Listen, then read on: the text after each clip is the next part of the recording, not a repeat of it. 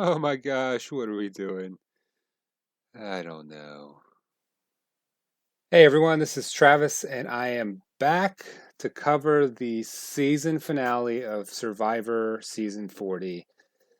Holy cow, what an amazing episode! It was 3 hours long, mostly filled with the actual show and not any remote feeds from the players, not a lot of that. So they really filled this episode with gameplay and challenges and confessionals. And man, I still can't believe what an incredible episode it was. So thank you for joining me. Um, I'm going to go over a draft update, which basically is going to conclude the season and give my top three highlights. And obviously, I won't be doing a prediction, but I'll just share some maybe final thoughts on this whole season. And if you've been with me throughout this entire season, or if you caught on at halfway point, or if this is the first time you've been listening to me, thank you for stopping by. My wife and I did a draft before the start of the season, and her team name is Anything You Can Do, I Can Do Better. My team name, My Wife Is Right. So the last couple weeks have been a real shift. Megan led for most of this season. And essentially when Tony turned his game on, that's essentially what turned the tide. So going into this episode, I had a 6 point lead, and so I'll get right into the points. Returning from the edge, you get a point. So I had Natalie. So the points for this episode are all mine. So I had a lead, and basically it just added points. So final six immunity was Michelle. That's a point. Final five immunity was Tony. Another point. Natalie found an idol. That's another point. Final four immunity, Natalie, and points for making it to the final. So all of these points uh, land on me. So I end up getting 8 points for this final episode, which the season ended 28 to 14 points. So we did points for if you picked a winner correctly, but apparently we didn't make points for if you a player you have won. So there wasn't even a point for winning the season. So that's I'll put that on me. That's my fault. I don't know why that wasn't even contemplated on my part. So this was really a fun way to incorporate a game into the season.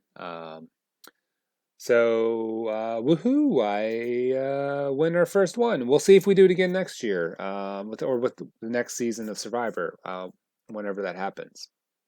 Um, and highlights for the show. I mean, it's this has been such a fun season, and this episode really just put a bunch of those elements together with fun scenes, um, the, talking about the different dynamics within the relationships of why, like, because apparently, Tony, Ben, and Sarah were just inseparable, um, and that's my first highlight, like the bonds that you see that have been formed from this game. And now I don't know how much Ben, Sarah, and Tony connected outside of the game before coming back to Winners at War. So I don't know. I don't know anything about how close they were before. I'm sure they had met before, or in some way, I imagine. And Tony and Sarah obviously have played together. Um, so with those bonds in this highlight, I'll mention Ben giving Sarah permission to vote him out. Um, it's a very emotional thing to watch. She can't believe he's saying it, and Ben is reading the room. He says, "I don't have any chance to win," and for whatever reason, there is this disconnect between Ben and a good number of people in the game. And to see someone be willing just to give up their shot at a large sum of money to help someone have a better chance, I mean, it's pretty crazy. I mean, it's incredible.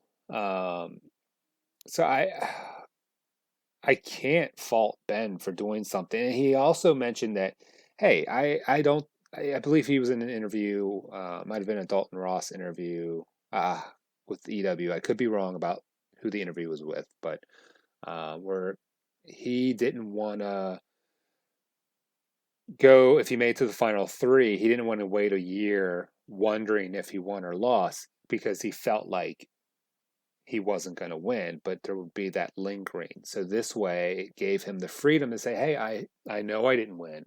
I don't have to worry about it. I don't have to stress about it." And if he has a sense of whether or not he's going to win or not, and he does that, I mean, it's kind of hard to.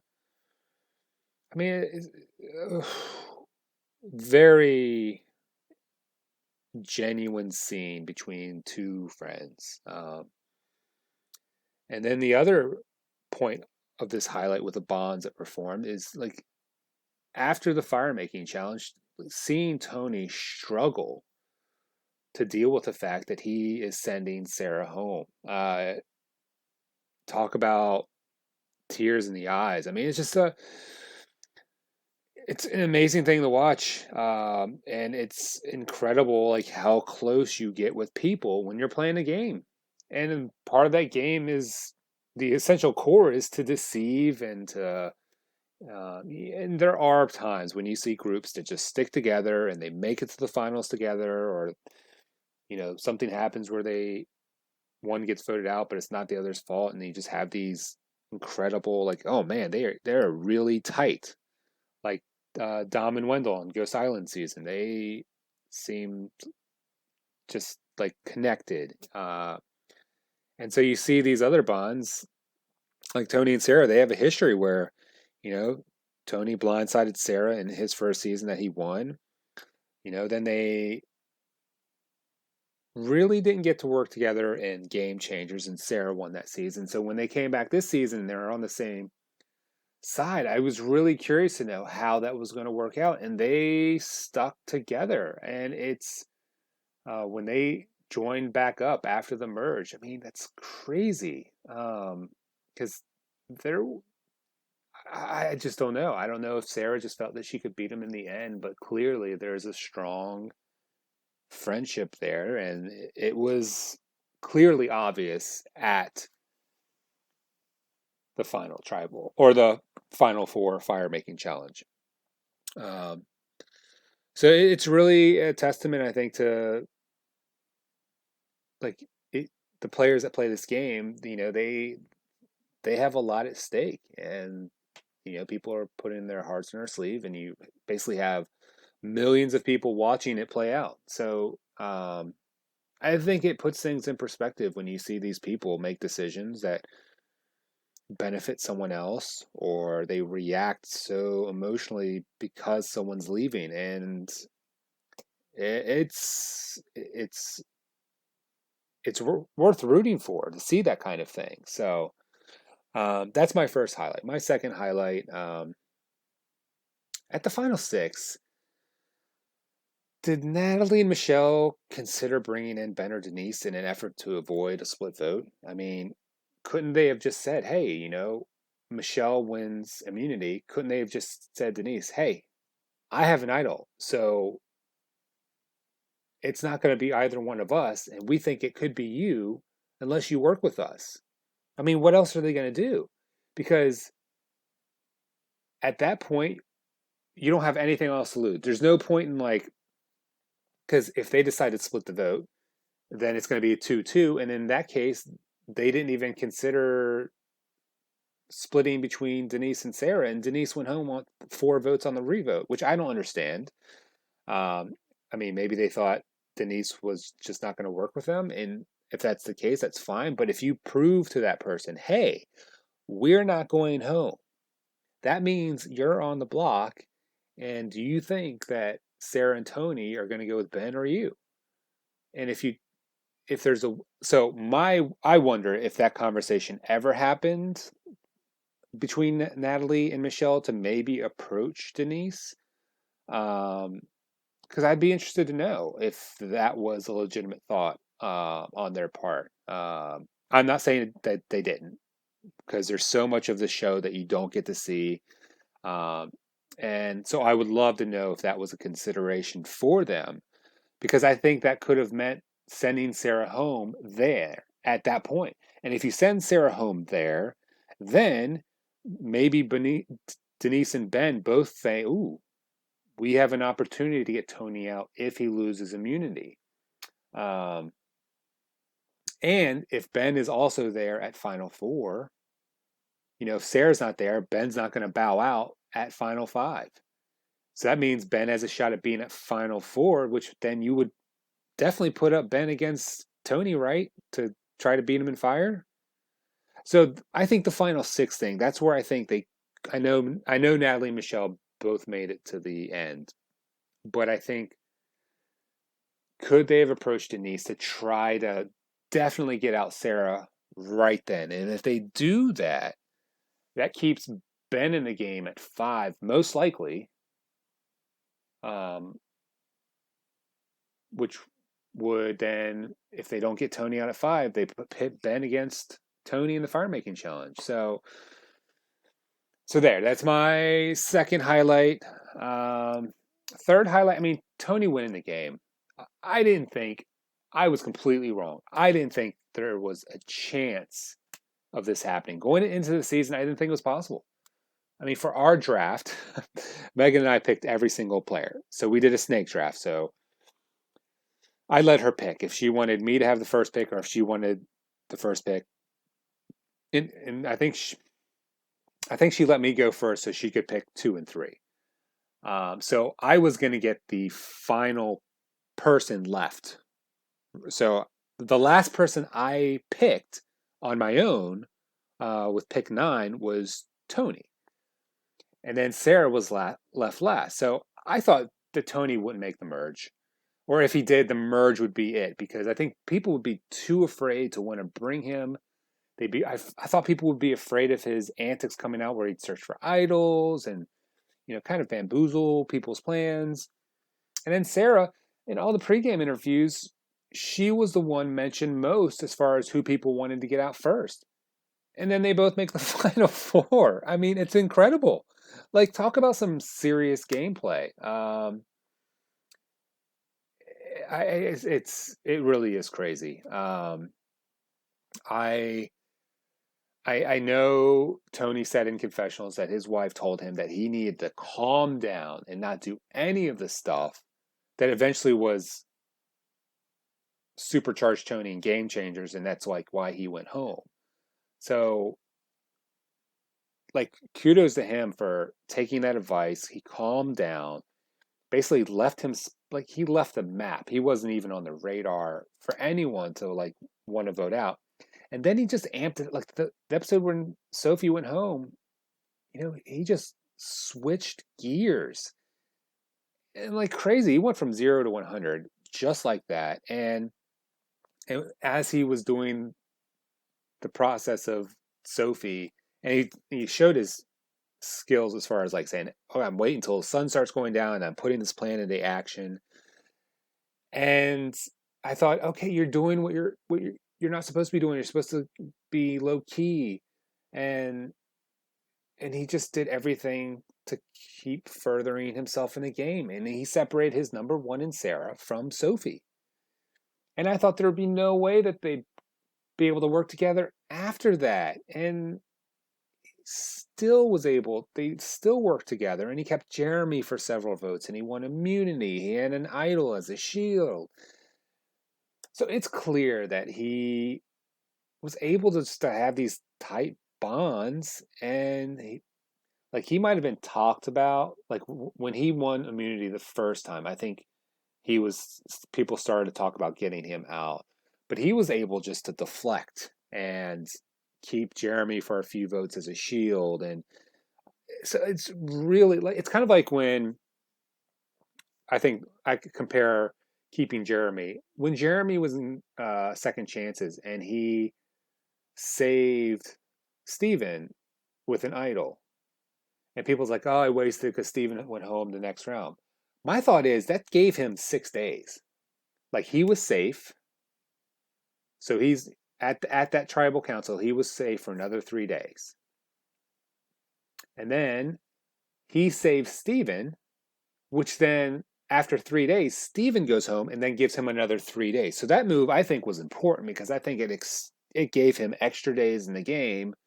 Like I don't know how many days was between the vote offs. I know it was a double boot episode, but I compare that move with Jeremy saving Steven to uh, Tony keeping Jeremy around because it gave him extra days where he was not the focus, um, and he didn't receive a single vote during the season. I right? Isn't that right? Like he didn't get one vote against him until most people voted for him to win. Like how is that possible? Um, it's and especially if Natalie comes back in the game and she's telling you what the jury thinks, and like I find it interesting that Michelle tells Sarah in an episode that perception is everything. Tony's running this game, and what do you think they're seeing? And then you have Natalie saying the same thing. Now, Sarah didn't believe either of them.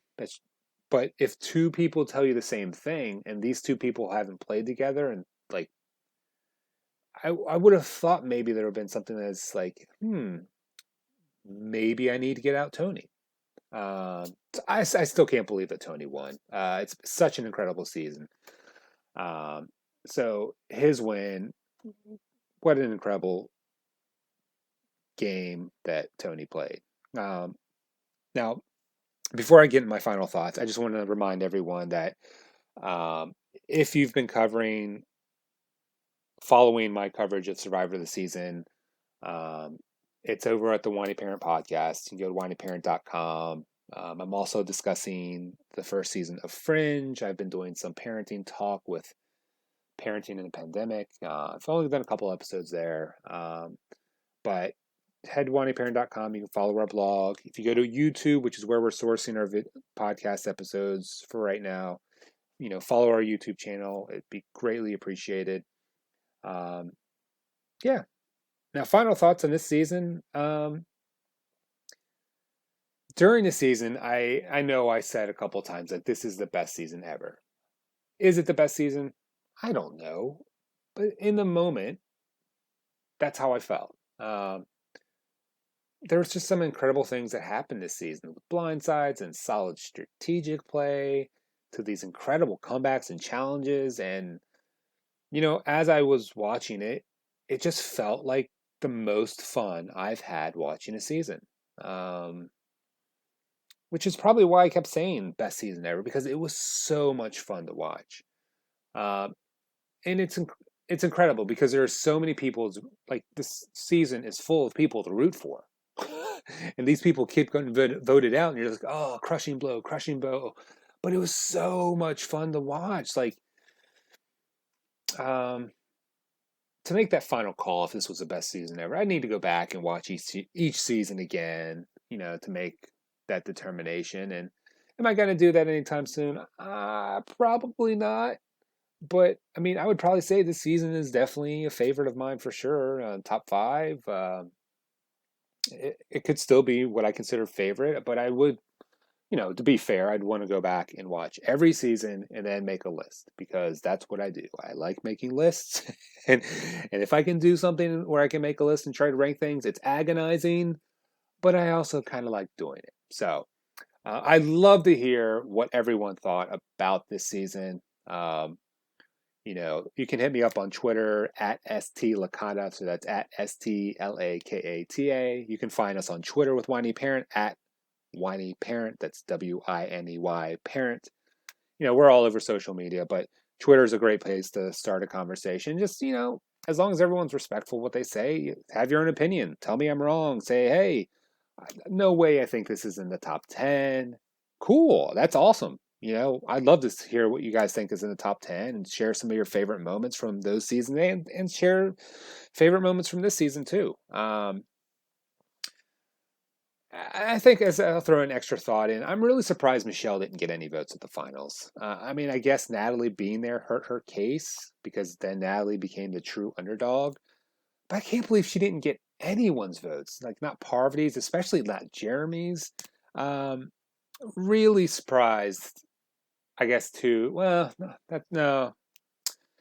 Am I surprised that Natalie didn't make fire against Tony? I mean, probably not, because she works so hard to get to the end. She wins immunity at Final Four, so she accomplishes her goal. So I can understand her saying, hey, I've made it to the finals, but if I go up against Tony and lose, I don't make it to the finals. So I guess I can see her vantage point where she did what her goal was to make the finals. But I guess if she perceived Tony as the ultimate threat, and if that's what everyone else was saying, does it make more sense to say, hey, you got to knock him out somehow? Um, so And lastly, I'm going to say I hope these players are doing well after the season. The tribal council, where the players were talking about how trust was such a big issue after playing their first time, and so I hope all of these players have found a way to move past that, at least more quickly if they struggled with it again. Um, I would never want anyone to have to feel that way after playing a game. So it was really, enlightening to hear the players talk about that so openly. And I hope that everyone, feels good about the season. I hope they, don't have that issue with trust. And beyond that, this has just been a really fun season. I'm still processing the final episode, and I definitely want to watch it again. Um, I really hope everyone has enjoyed my coverage of Survivor season 40. I mean, especially during this pandemic, we're all going through it.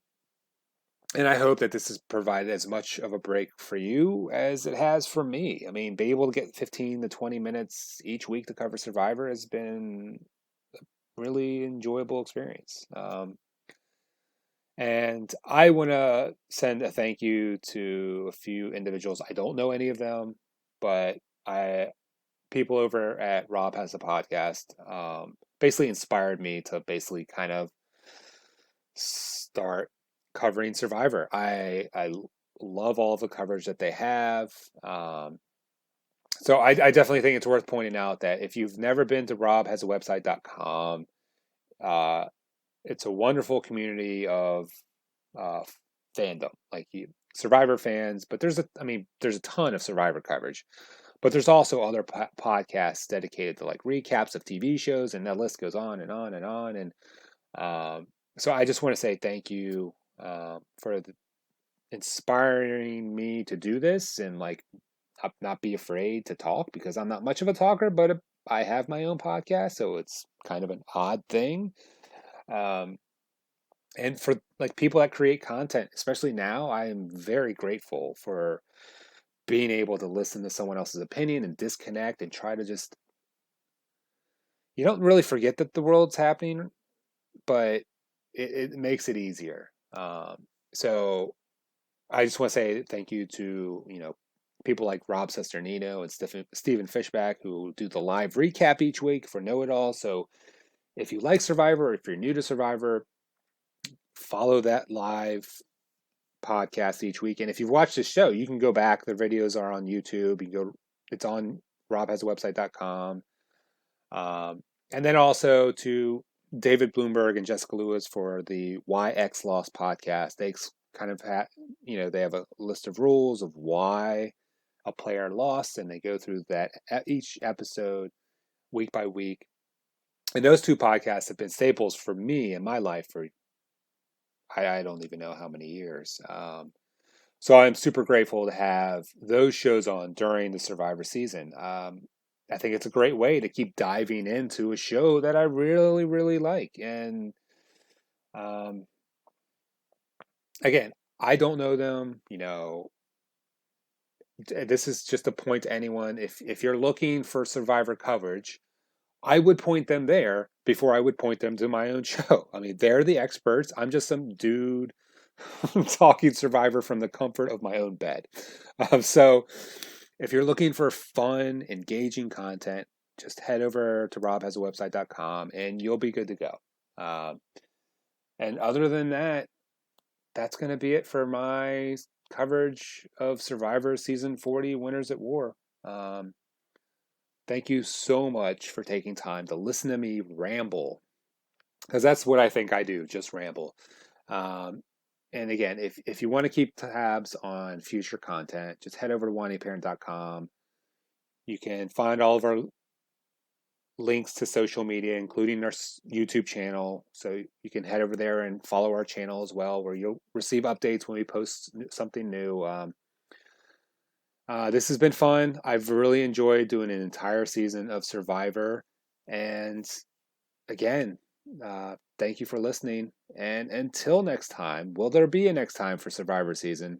I don't know. We'll see. But you can continue listening to me ramble about Fringe and whatever else I decide to put out there. So until next time, I will see you on the flip side. Take care, everyone. Okay. Bye.